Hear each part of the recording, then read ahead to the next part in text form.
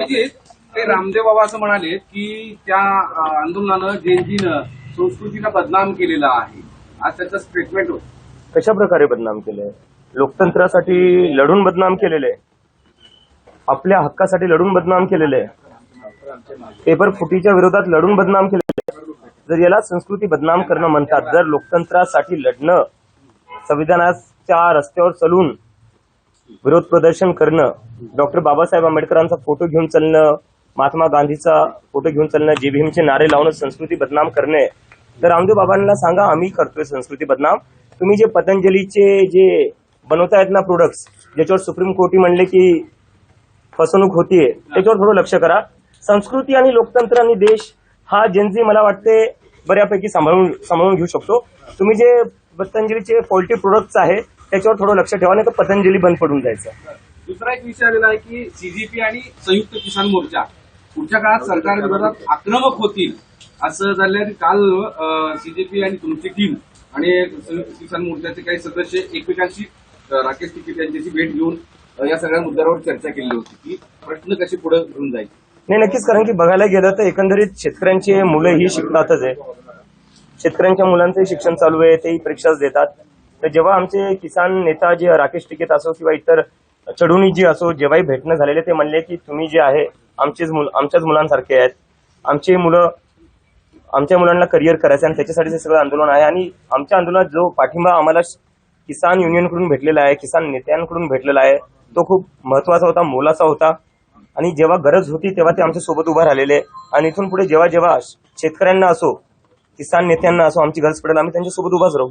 तसा प्रयत्न पुढच्या काळात एकमेकांसोबत असणार आहे का? किंवा मी सांगतो ना, जिथं जिथं शेतकऱ्यांना आमची गरज पडेल तिथे तिथं आम्ही सोबत राहू. कारण की मी जर सांगायला गेलो, मी स्वतः हिंगोलीतून येतो, माझ्या घरचे अजून शेतीच करतात.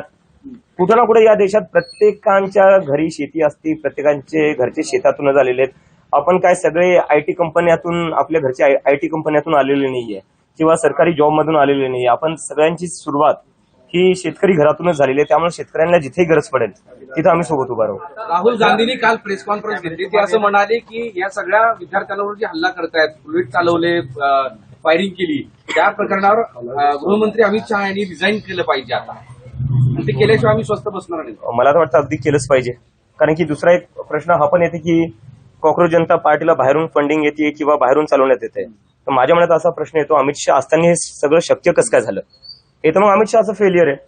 जर आम्हाला बाहेरून फंडिंग येते किंवा कॉक्रोच जनता पार्टी बाहेरून चालतीये तर मग हे तर गृहमंत्र्यांचं फेलियर आहे. चाणक्य कसले मग तुम्ही असताना जर बाहेरून फंडिंग येते किंवा बाहेरून चालवण्यात येते, मग तर तुम्ही स्वतः फेल झाले आणि तुम्ही राजीनामा दिला पाहिजे. आणि 20 तारखेला ज्या प्रकारे विद्यार्थ्यांचं रक्त वाहण्यात आलं जंतर मंतरवर दिल्ली पोलीसच्या हातातून, ते अमित शहाच्या ऑर्डर शिवाय दुसरं कोणाचा ऑर्डर नसणार. नवे शिक्षण मंत्री जोशी हे सुद्धा बदनाम आहेत असं प्रियंका गांधी संसदेत म्हणाल्या. त्यानंतर बाहेर ते असं म्हणाले की मी ठाम आहे, ते सत्य आहे, ते सुद्धा दोषी आहेत. मी त्यांची क्लिप पाहिली जिथं जे बिल्किस बानोचे बलात्कारी होते त्यांच्या स्वागतासाठी काहीतरी बोलले ते.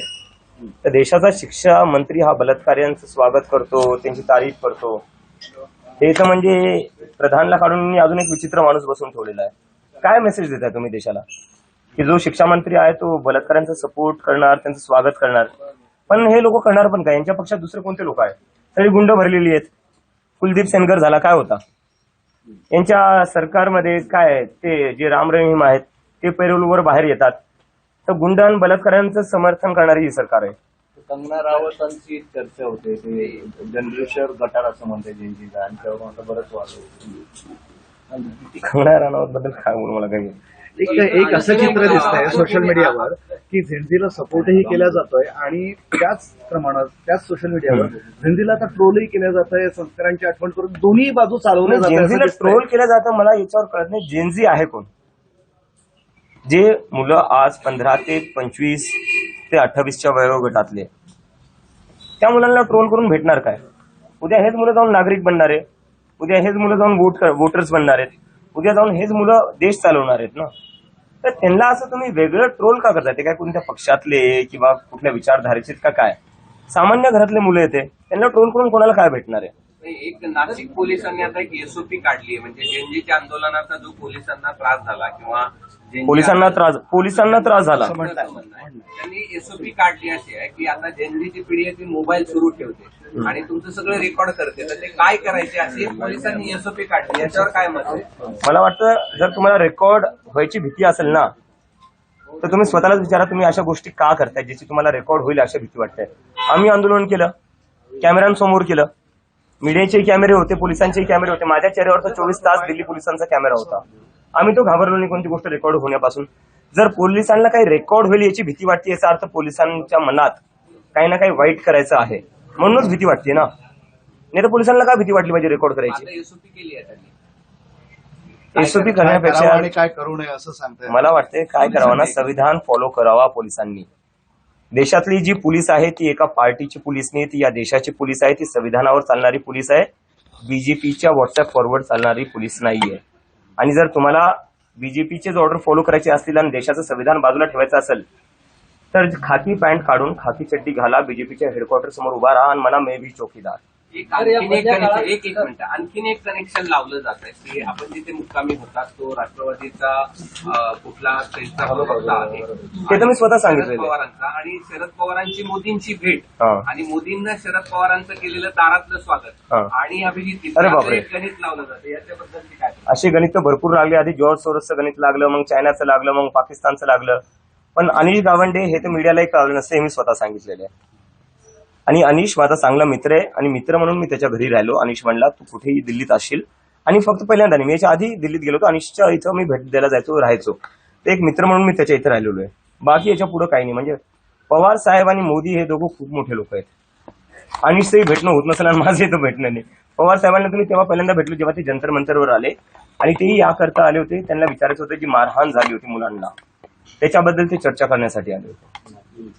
एक विषय आहे की तिथे जे ट्रक अरे हा नाही, थांबा हा महत्वाचा. दगडाचे जे ट्रक होते ते पुन्हा 3 टप्प्यावर एका पत्रकाराने समोर आणलेले आहेत.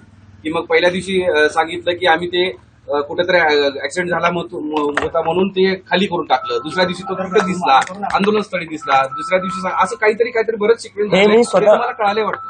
हे म्हणजे आता नाही कळालंय, हे तुम्हाला उशिरा कळालंय. हे तुम्हाला उशिरा कळालंय. 19च्या रात्री आणि 20 तारखेला सकाळी 5:30 वाजता ते ट्रक मी स्वतः पाहिले होते. दगडांनी भरून आणलेले ट्रक दिल्ली पोलिसांनी लावले होते, आणि फक्त ट्रकच नव्हते, एक ऑलरेडी डॅमेज झालेली व्हॅन तिथं उभा केली होती जंतर मंतर जवळ.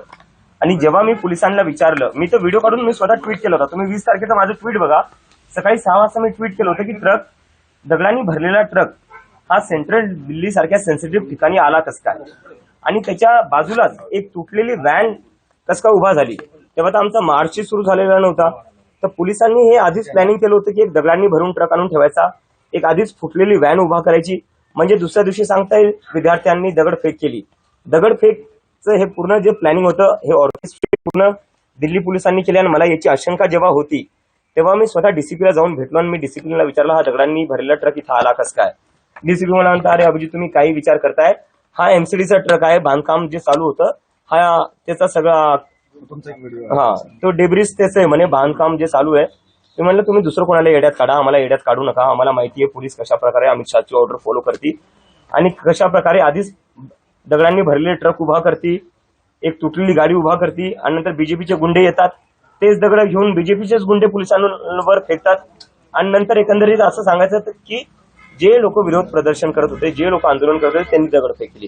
पोलीस, बीजेपीचे गुंडे हे सगळे सुनियोजितपणे 60 गाठीत यांचं सगळं हे प्लॅनिंग चालू असतं. आणि पहिली वेळ नाहीये, किसान आंदोलनमध्ये हेच केलेलं आहे, सीएनआरसी मध्ये हेच केलेलं आहे. जेव्हा जेव्हा आजकाल या देशात आंदोलन होतं तेव्हा दिल्ली पोलीस आणि बीजेपी यांची ट्युनिंग कशी असते हे आपल्याला दिसून येते. प्रयत्न केले आहेत आणि सुरूही राहतील. आंदोलनाच्या संदर्भात झालं. अभिजित विषय असा आहे की जर समजा सगळ्या विरोधकांनी एकवटून आंदोलन केलं पुढच्या काळामध्ये या विषयावर, तर तुम्ही कॉक्रोच मोर्चा किंवा कॉक्रोच म्हणून तुम्ही हेल्प करणार त्यांच्यामध्ये सहभागी व्हाल. विरोधकांनी जे आंदोलन एकवटले आणि त्यांनी जर आंदोलन केलं तर मला वाटतं आता फक्त विरोधकांचा प्रश्न नाही राहिलेला आहे. आपल्या देशात लोकतंत्र धोक्यात आलेलं आहे. आणि लोकतंत्र धोक्यात कसं आलेलं आहे, आपली जी ज्युडिशरी आहे त्याच्यावर एक प्रश्नचिन्ह निर्माण झालेलं आहे. सीबीआय ईडी काय आपण पाहिलेच आहे. आपल्या राज्यात जो शिवसेना फोडण्यात आला, एनसीपी फोडण्यात आला, हे कशामुळे शक्य झालं? सीबीआय आणि ईडीच्या दमावर हे सगळं केलेलं आहे. ते इन्व्हेस्टिगेटिव्ह एजन्सी झालं, ज्युडिशरी झालं, आणि मीडियाबद्दल तर कायच बोलणार मी. तुम्ही लोक आहेत, मराठी मीडियाचा मी सन्मान करतो, पण मीडिया काय डेमोक्रेसीचे 4 पिलर असतात म्हणतात ना, त्याच्यात ज्युडिशरी एक असतो, मीडिया असतो, ह्या दोन्ही. ज्युडिशरीवर तर खूप मोठा प्रश्नचिन्ह निर्माण आहे आणि मीडियावर प्रश्नचिन्ह नाही आहे. मीडियावर क्लिअरली दिसते मीडिया कोणत्या बाजूला आहे. तर जेव्हा या देशातले सगळे मोठे मोठे इन्स्टिट्यूशन्स जे आहेत, ज्यांचं काम होतं लोकतंत्राला जिवंत ठेवणं, ज्यांचं काम होतं एका माणसाची दडपशाही तानाशाही निर्माण नाही झाली पाहिजे, त्या लोकांनी हे होऊ दिलं. आणि याला थांबवण्यासाठी आता हे फक्त विरोधी पक्षांसाठी नाहीये, या देशातल्या जनतेला यासाठी एकत्र यावं लागेल. म्हणजे 2 पिलर पॉलिटी आणि एक्झिक्युटिव्ह हे पूर्णतः घरात झाले. Compromise, totally compromise. हा, त्यांच्या ऑफर आल्यात मला. किती ऑफर आले मी जाणार नाही भाजपमध्ये. मला जर भाजपमध्ये जायचं असतं मी आधीच गेलो असतो. ऑफर आली चालू होतं, धमक्या आल्या होत्या की बीजेपी मध्ये सामील झाला तर बरे, नेते आंदोलन मागे घ्या, बरे नेते तुम्हाला ठोकू आम्ही, गोळ्या घालू. आली असेल एखादी. ही बीजेपीची प्रेमाचीच भाषा आहे. ही संघाची आणि बीजेपीची प्रेमाचीच भाषा आहे की तू ये नाही तर तुझं काहीतरी करून टाकू आम्ही. हे त्यांचं प्रेम हेच आहे. आई बाबांनाही चालू होतं, पण बीजेपी मध्ये या नाही तर आईबाप हो, आई बापाचं पाहून घेऊ आम्ही, तुझ्या घरी जाऊन पाहून घेऊ. तर तुम्ही माझ्यावर काय करणार? तुम्ही माझ्या म्हणजे तुम्ही भीती एका 30 वर्षाच्या मुलाला, नरेंद्र मोदीच्या तर मला वाटतं मी नातवाच्या वयाचा असेल, अमित शहाच्या नातवाच्या वयाचा असेल मी. तुम्ही तुमच्या नातवाच्या मुलांना अशा धमक्या देतात, लाज वाटली पाहिजे तुम्हाला. म्हणजे काय करताय तुम्ही? हा जेएनजीचा चेहरा पुढील काळात राजकीय पक्षामध्ये जाईल किंवा राजकारणात? खूप पुढचं बोलतोय सर आपण, खूप पुढचं बोलतोय. मी प्रत्येक म्हणतो, एका माणसाला मोठं करू नका. आपल्या देशाची जी काही वाट लागलेली ना ती यामुळेच लागलेली. 2014 मध्ये जो एक माणूस आला, आपण त्याला संविधानापेक्षा मोठं केलं, आपण त्याला देशापेक्षा मोठं केलं, आपण त्याला म्हणजे एकंदरीत देवापेक्षाही मोठं करून टाकलं. त्यामुळे आपल्या देशात बेरोजगारीवर बोलणं नाही होत, त्यामुळे आपल्या देशात जे शिक्षण आहे, शिक्षण व्यवस्थेवर बोलणं नाही होत, त्यामुळे आपल्या देशात जे सरकारी हॉस्पिटल्सची वाईट व्यवस्था आहे त्यावर बोलणं नाही होत. का? कारण की आपण सगळ्यांनी एका माणसाला देशापेक्षा, संविधानापेक्षा, सगळ्या इन्स्टिट्यूशन्स पेक्षा मोठं करून टाकल्या. सकाळ ते संध्याकाळ मीडियावाले जप करतात, आज मोदीजींनी काय खाल्लं, मोदीजी आंबा कसा खातात, मोदीजी कोणती टॉनिक घेतात, मोदीजींना झोप का येत. अरे तुम्हाला काय करायचंय? तुम्ही बेरोजगारीवर बोला ना.